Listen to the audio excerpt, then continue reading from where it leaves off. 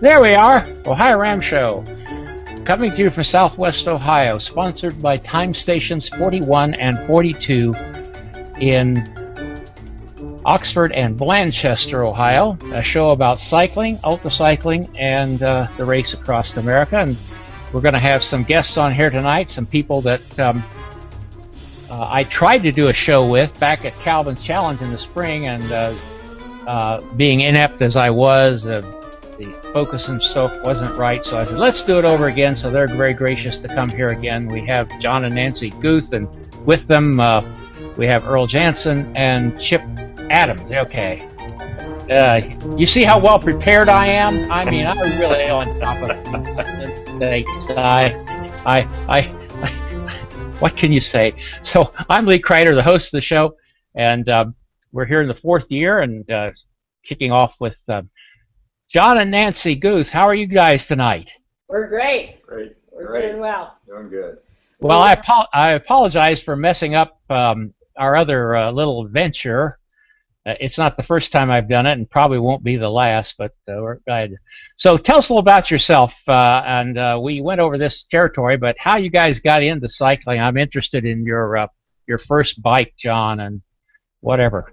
All right. Well, I got John his first bike so that he'd get some aerobic activity. I was kind of a gym rat at that time, and we were busy with 4 kids and working full time, and I was concerned he wasn't getting enough aerobic exercise. So I got him his first bike. He was really proud of it. It was a Huffy, and he didn't think it went fast enough, so he got aero bars for his Huffy, and he was working a little bit. And then I got smoothies too. Oh yes, yeah. Smoothies. And he decided to enter. He's always been rather competitive, to say the least. So he just decided to enter a race that was actually Race Your Ash Off to Ashland, which was 60 miles. It was a 100 kilometers, and I actually trained for a whole week. Yes, and I did that, and that was very interesting. That was my first experience with Bonk, and I drove back in really a daze, I gotta say, but I really still enjoyed it thoroughly, and things kind of went there. Yeah, and then I started going with him. I was studying for my doctorate at the same time, and so I would give myself rewards of studying all morning on Saturday and Sunday, and then riding with him in the afternoon. And he would go out and ride with the boys in the morning. So by the time I finished my doctorate, it took me a while, about 5 years while I was working full-time, I was fast enough to go with him in the mornings then, and I actually skipped my graduation to go to my first race, which was a time trial, and I won. So that kind of got us started. And we started out with, the typical team, the time trials, short events. And then John found out about the Michigan 24-hour, and he registered for that. And I went with him, and I'm really bad crew. I don't like to crew. So so that was our first event. Yeah. Okay. Now tell me a little bit about now you've done Ram and Raw as Beau and Babe, as I understand it.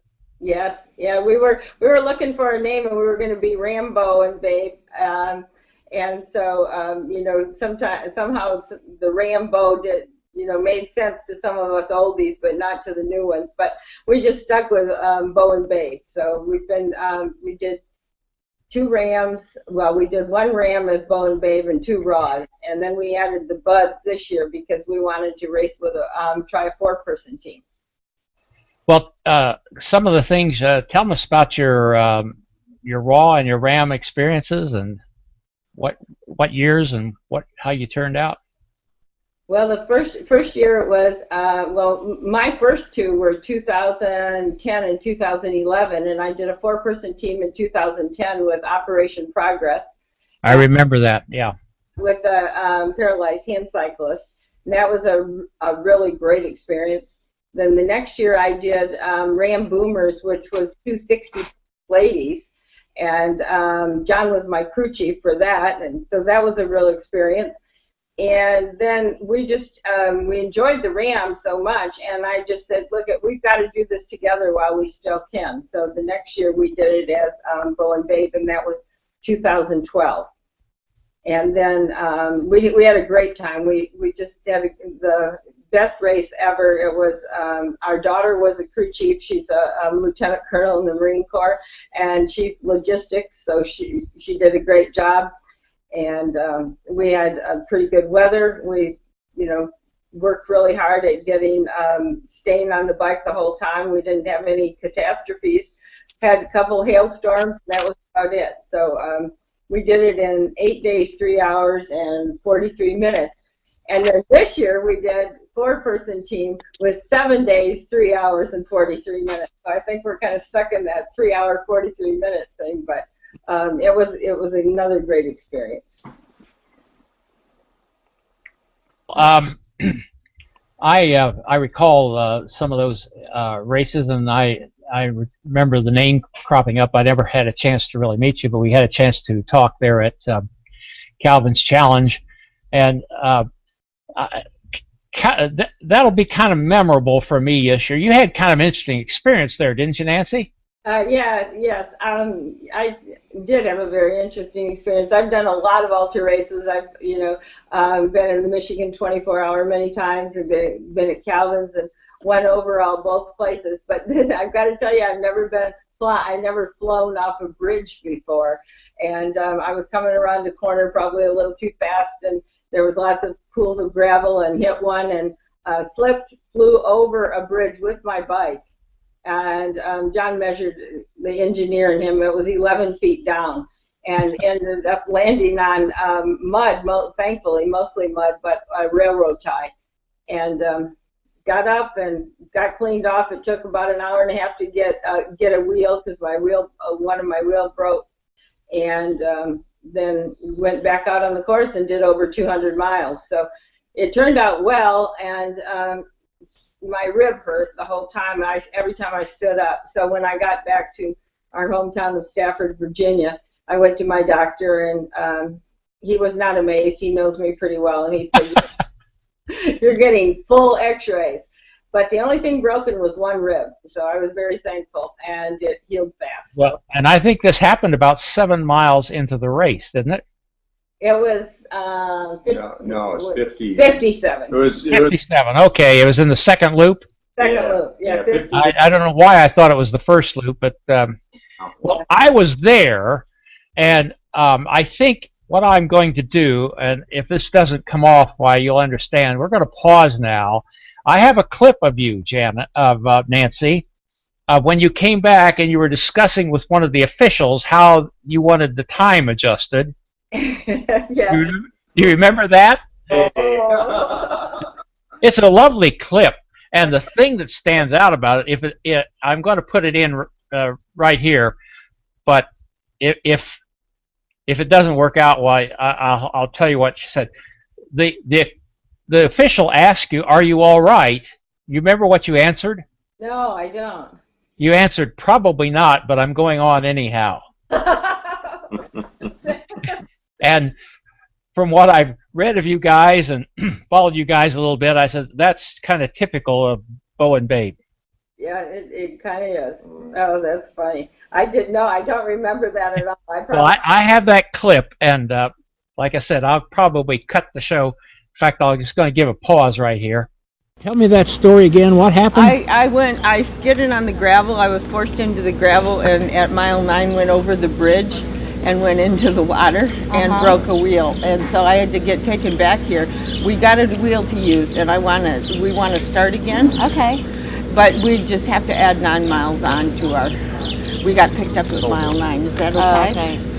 Okay. I mean, does that work with the timer? Well, you would have to We'll take. but everybody will attest to it. I mean, the guys that brought it. Oh, no, that's fine. What's your name? Nancy Guth. Okay. It's 709, and then my husband is 708. 709 and 08. Yeah, I just changed Is everyone my okay then? Now, Yeah, you wound up in the river? I wandered up. Yeah, I flipped right over the bridge, and I wound up in the river and hit my head on the river bottom. Thank God I didn't hit it. Oh yeah. But I'm I'm probably not, but Ellen, and I'm going to go out anyway. but I'm going to go out anyway. What's your last name again? Guth. Guth. Guth. You said 708 and 09? Yes, sir. Okay. Thank you. How did you get? It was funny afterwards. Yes, it was. It was. And Yeah, once I got out on the bike, I felt better, and John watched me really closely and just kept yelling at me to drink. But it was kind of, hard to drink when it really hurt going down. And I after we got all done, I texted a number of people, including Earl and Chip, because I figured they'd probably hear something about it, and here we're not that far from Ram and do something kind of off the wall like that. And I think about the only thing I really remember about that text. It was really long, but and I finished it up with other than that, most of the day went as planned. But, well, we're laughing now, but and I'll tell you, I don't know if you recall this or not, but one of our favorite doctors, Patty George, was in that group. Yes, yeah. And I talked to her a little bit about it. She said she was really worried. I guess she got down there to check you over or something before you had you move or something to make sure that you could move okay. Yeah, it was quite a scene, but I recovered well. It was quite a miracle, I think. I was safe. And you mentioned your daughter, and we're going to be talking a little bit about your involvement with the Marines here in a little bit, but we'll get back to that. Let's introduce then one at a time your buds here.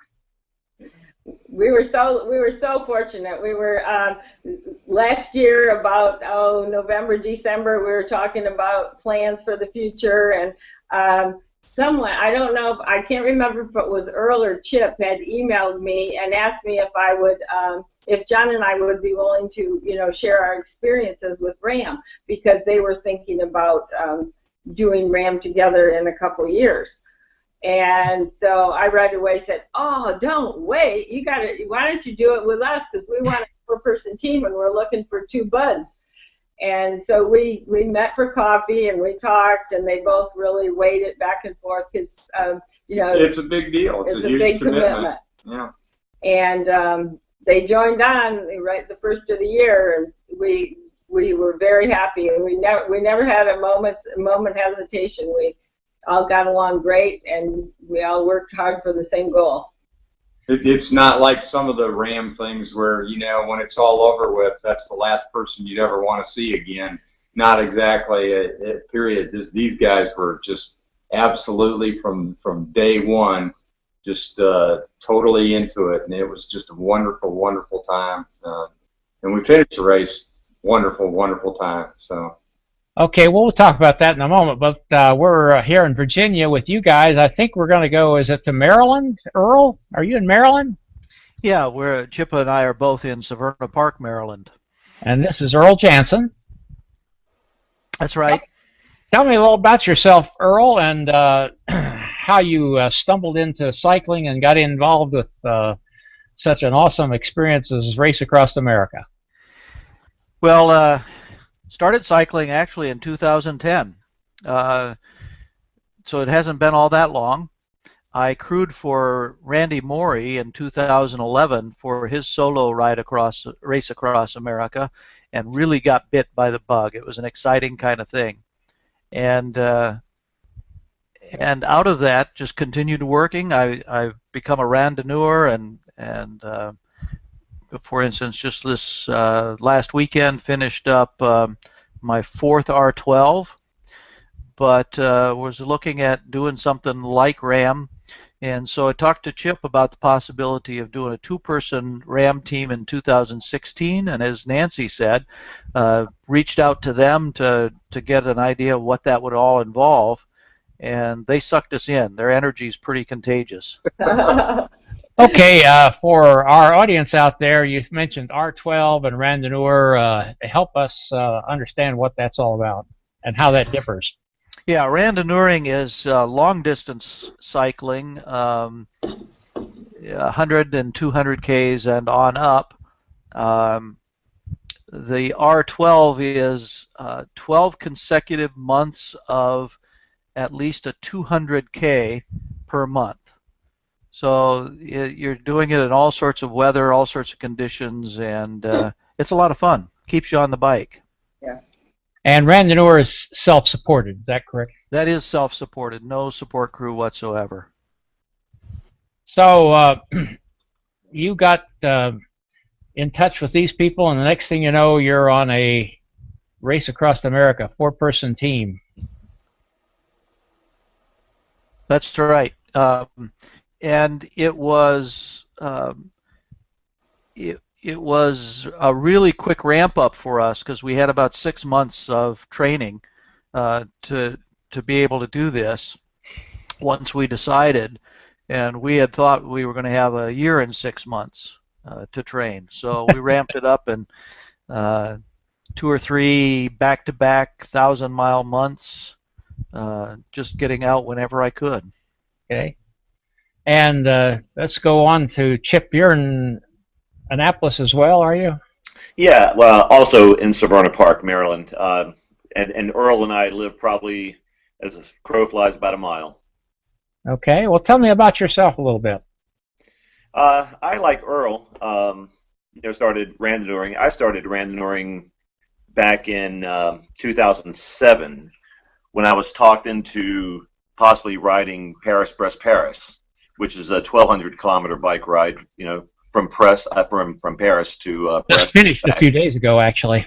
It did. It did. And so, a good friend here in close by talked me into doing something like that. And of course, I had been doing many century rides up to that point.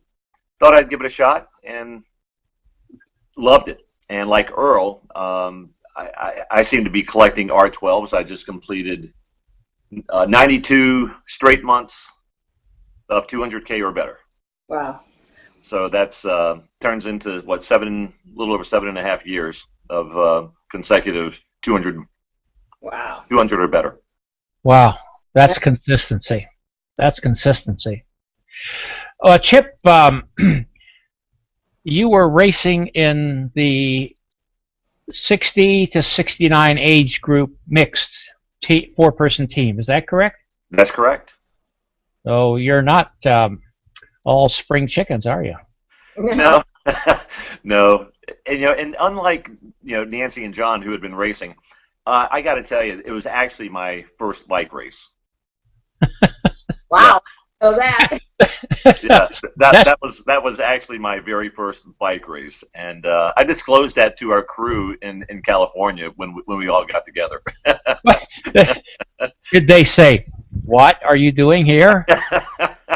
Well, the reality is that half of the team that was the first bike race. That's right. Everyone looked at me, but John and Nancy put complete faith in me and Earl. And I don't know why. It was blind, you guys. But we were really coached by John and Nancy every step of the way. It's just the communication was incredible. The ramp up, like Earl said, was sudden. Yeah. It took me a little bit more time, I think. I was planning on doing Paris again, and hopefully, I could have done both. But it turns out that. This RAM experience, I wouldn't. There's nothing that I would do to replace that. That was the most incredible experience, riding with these 3 wonderful people, and we got along. It was funny. We were on this bike ride for 7 days, 3 hours and 41 minutes, right? And we never saw each other. I mean, we did, but it was in passing. It was so incredible. We did say one day we will go up for a bike ride. Yep, we will. Well, getting along, that isn't a universal experience of people on the Race Across America. Right. We know some stories, don't we? Yes, we do. Yes, we do. It's like there was a team once where at the finish line they wouldn't even stand together for the picture. Wow. They kind of just kept a good separation, but you guys got along well. Well, Chip, tell me, okay, 3,000 and some odd miles. I forget exactly what it was this year, but what kind of time did you do? I bet you remember those numbers.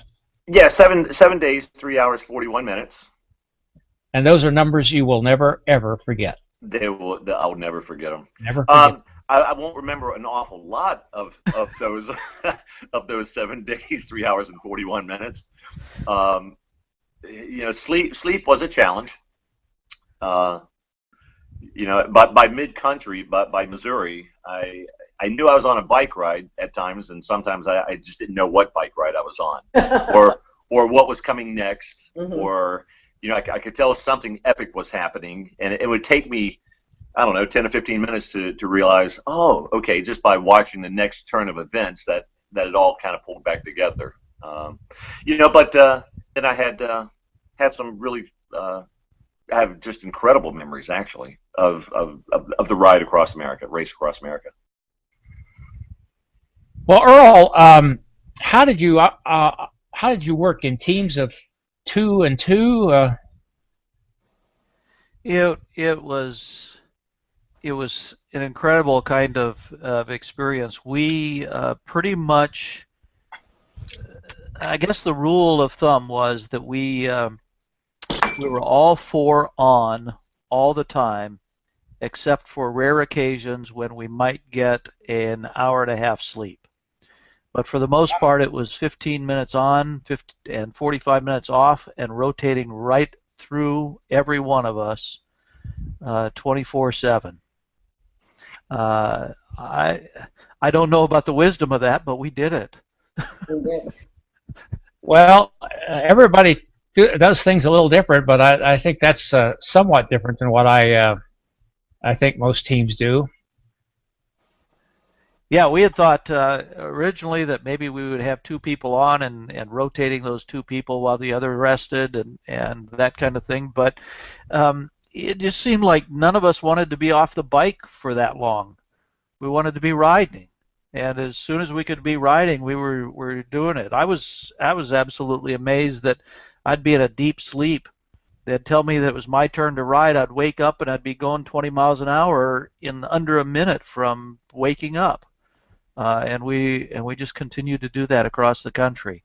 And like I said, occasionally we'd get an hour and a half sleep, but I think that was about the maximum that any of us ever got.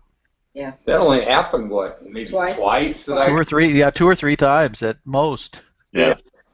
Yeah, and we kept saying we were going to do it when the weather got better or when we had better conditions, but we were faced with a lot of challenging conditions, so we just kept, having short poles and sharing the load. There was, I think, the first time that I know that Earl and John were out for a while, and Chip and I were taking double pulls was around La Vida, Cuchara Pass, after we had gotten through Wolf Creek Pass. And Chip and I were having a blast. We were flying high. We were, racing up Cuchara Pass and having a great time in the evening. And Earl and John were so out of it, we just decided to let them sleep a couple times, and then we took, I think, 3 or 4 pulls in a row. And then I know they did it for us a couple times. I just don't remember when. Well, it's whatever works for you. Yeah. So let's take a different turn here a little bit, because I know that you, Nancy and John, and I don't know how much Earl and Chip are involved in this, have a charitable goal that's really dear to your heart. Do you want to tell us a little bit about? Sure. The Semper Fi Fund, we've been racing for that for a couple years now, and it's a fund that helps the families of the Marines that are out there serving our country. A lot of times the families, if a Marine gets hurt, the families want to go stay with them, and they need some extra child care. They might need something special for the house to outfit the house. And maybe the kids need to go to camp for a summer when their parent has been deployed for a long time. So the Semper Fi Fund helps out with Marine families in need, and that's very dear to our hearts. Our son-in-law is soon to be a colonel. Our daughter's a lieutenant colonel, and they have 4 boys. And we know how family sacrifice, and so we're very happy to be able to help with that cause. And then we also had Chip had a cause that we were running for, and so I'll let Chip tell you a little bit about that. Yeah, go ahead, Chip. Yeah, Lee. The organization the acronym is THIRST, and it stands for Trust Him in Relief of Suicidal Thoughts. And it was actually established by my brother-in-law's brother, whose daughter actually committed suicide in 2007. And as a result of that, they really reached out to that, and to that issue, and tried to make people more aware and to aid them. That's their outreach, and they contributed a great deal to our efforts to get race across America this year. And have you got a website or something related to that, Chip? Thirst does. I don't know what it is as I can sit here right now, but I think it's thirst.com, but I'm not sure. Okay, well, I'll tell you what. If you can get that to me, email it to me or something else. Sure. What I'm going to do is on the show notes, which will appear right below the video on the OhioRamShow.com, right below the video, I'm going to put a link to the Semper Fi fund that John and Nancy are involved with. I'll put a link here to that as well, if you'll get me an address or something at some point in the future. I mean, this show, I forget when we're scheduled for, I think maybe a couple of weeks. But anyhow, I'll put those on the show notes, and you can see those links on the OhioRamShow.com in the show notes right below the video. If you're watching the show on YouTube or one of the several sites that embed the show, and we always appreciate those who do, you would have to go to OhioRamShow.com to find those links, but they'll be there. And while we're talking about that, there's other things there on the website. All the shows that we've done over the last 3 years, now in our 4th year, are there to be seen, and there's a link there for comments, and if you want to leave your email address so you get notices of future shows, those are there as well. So we'll be sure to get those up there for all you guys. If and anything else you'd like to have us link to, we'll put it on there. You've got a website, haven't you, John and Nancy? I think I have it. Our team has a website. Yeah, okay. And so the Buds can't be with you next year. They have other commitments, apparently. But you're going to be racing, again, as a 4-person team with a little different name. Tell us about that. We're Beau, Babe, and the Boys. We couldn't do another Buds because there'll never be 2 Buds like our other Buds. Had to change a little bit. And actually, one of our crew members from this past race is going to be one of the boys, and that's Dave Howell. And he's a former Marine, and this was his first experience crewing. And he got the Ram bug as well, so he's going to be riding. And then one of our friends from New York, who we've raced with many, many times in the past, we've done a lot of 24s, yeah, 1200s, yeah, Van Isle. We did Vancouver Island, Van Isle, 1200.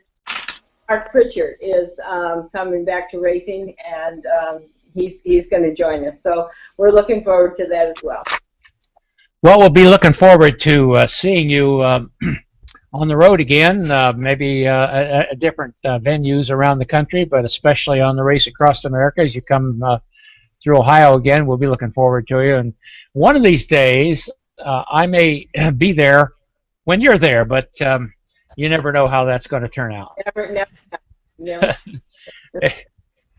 You didn't see one another. It's kind of a problem catching people sometimes. So I want to thank all of you for being here, and we're just going to go down the line and see if you'd have any thoughts you'd like to leave with us before we go. Anything we might have missed, Chip? What's your words for us as we sign off here? Well, I just think it was. You can't overstate it. The experience was just tremendous. Working with John and Nancy, who put complete faith in us, almost sight unseen. Other than we knew each other in the rando community, and they put together just a great crew of people to help us in this objective. That memory will ride with me for the rest of my life. What we actually accomplished, and just a camaraderie, that existed, between us. I don't think I heard an unkind word the entire time across from anybody, or that they couldn't do it, or just a bad attitude. And that, like you said, Lee, is you don't get that all the time. So I'm left with a lasting memory, and just a great team we put together. Okay, well, thanks, Chip, for being with us. And Earl, what would you leave us with? Just really that this is doable by more people than think they can do it.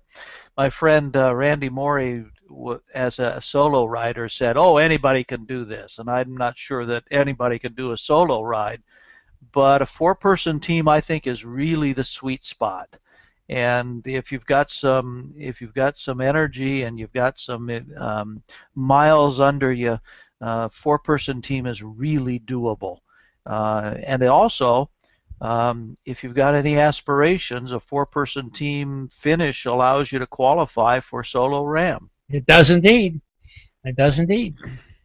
Okay, well, thanks for being with us, Earl. And John and Nancy, as we leave here, what will you have to tell us? I just think, it has become a very special experience in my life. I've completed 4 ramps now, and each one is very unique. And the last one is always my favorite. And it was just such a sense of teamwork. We worked so well together, and we, like we said before, we never had an unkind word or an unkind thought. I don't think we knew we were all giving it all we had, and to see the United States of America with friends and go across this way, it just can't be duplicated. It's an incredible experience. I've said very soon that those, and I happen to be one, who's cycled across America, know something that most Americans do not know, and that's how big this country is and how diverse it is. How diverse. It's amazing, isn't it? We went through so many areas, and every day is a new day. And you see, 7 sunrises and we didn't see 7 sunsets, thankfully. We're trying to get in before that. John? Oh, I just wanted to reiterate what Chip and Earl said about the team and camaraderie, because they were a bit apprehensive at first, like, how did we get into this? We just asked for some advice, and now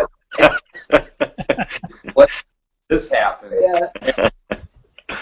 Just had the utmost confidence in these guys. We'd met them off and on, but it was in passing and not in this kind of an environment. But right off the bat, we knew these guys had what it took, and they wanted it.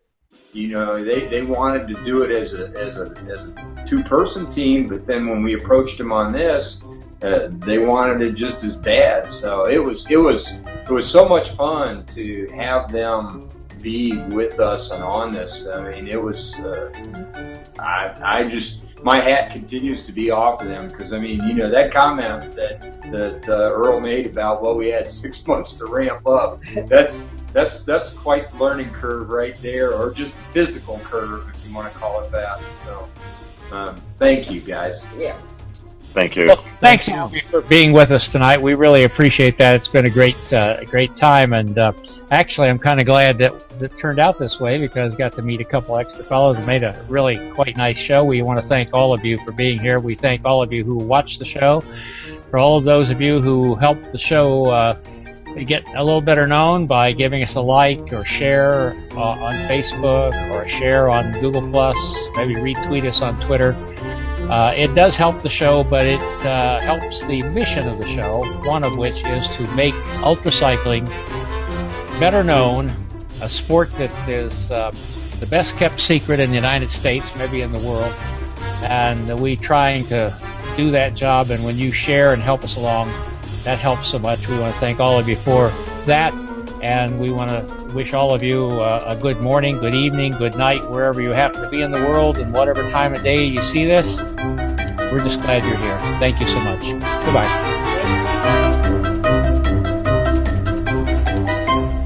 Music by Kevin MacLeod.